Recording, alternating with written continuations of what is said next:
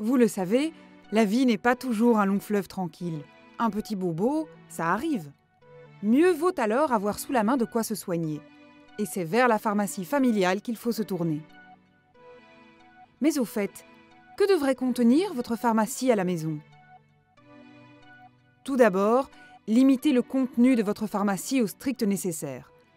Beaucoup de petits problèmes ne nécessitent pas de médicaments et ceux-ci ont une durée d'utilisation limitée. Bien sûr, le contenu de la pharmacie dépend aussi de votre cas personnel. Ce qu'il est utile de posséder chez vous. Pour les maux de tête ou les douleurs musculaires, un antidouleur, de préférence à base de paracétamol, par exemple du Pétame ou du Dafalgan. En cas d'inflammation, par exemple un abcès dentaire, utilisez un anti-inflammatoire, par exemple à base d'ibuprofène. Un désinfectant, par exemple de l'isobétadine ou de l'ibidil, viendra à point nommé en cas de coupure ou d'égratignure. Mais n'oubliez pas, nettoyez d'abord la plaie avec de l'eau et du savon. Certains médicaments ou produits peuvent être utiles contre les petits désagréments. Contre la diarrhée, prévoyez un produit à base de lopéramide, comme l'imodium ou le lopéramide EG. Mais n'en abusez pas, la diarrhée disparaît normalement d'elle-même au bout de quelques jours. Pour éviter la déshydratation, il faut beaucoup boire ou prendre une solution de réhydratation, surtout s'il s'agit d'enfants. Les nausées et vomissements ne sont généralement pas graves. Un médicament qui facilite la vidange de l'estomac, par exemple du motilium ou du psyllium, vous aidera. Si vous êtes parfois sujet au reflux gastrique ou aux aigreurs d'estomac, pensez à avoir un antiacide dans votre pharmacie, par exemple du Malox ou Riopan, mais il suffit souvent d'adapter votre alimentation.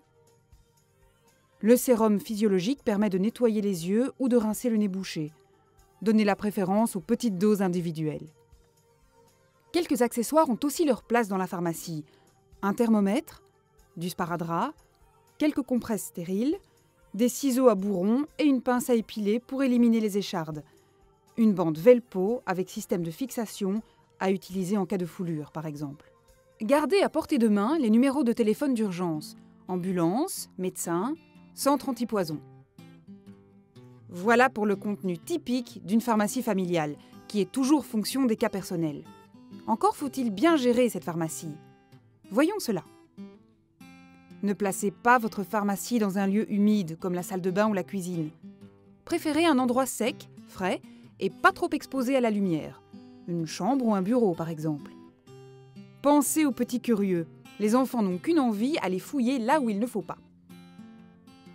Veillez à accrocher l'armoire hors de portée des enfants. Évitez de laisser traîner vos médicaments. Rangez-les systématiquement dans une armoire réservée à cet effet. Et soyez ordonnés. Classez-les par exemple selon qu'il s'agit de médicaments à usage interne ou externe. Certains produits sont sensibles aux températures trop élevées. C'est le cas des vaccins. Conservez-les au frigo. Ne les rangez pas dans la porte, mais dans la zone de 2 à 8 degrés. Conservez les médicaments dans leur emballage, sinon vous pourriez les confondre. Laissez la notice dans l'emballage. Vous pourrez la consulter si vous avez un doute. Vérifiez la date de péremption avant de prendre un médicament. Rapportez les médicaments périmés chez le pharmacien. Collez sur la boîte une étiquette rappelant les principales indications. Réservé aux adultes, à prendre dans quel cas, date de première utilisation. Enfin, n'oubliez pas que nous disposons sur notre site internet d'une banque de données sur les médicaments. Elle vous permet de connaître le prix de chaque médicament et désigne les moins chers.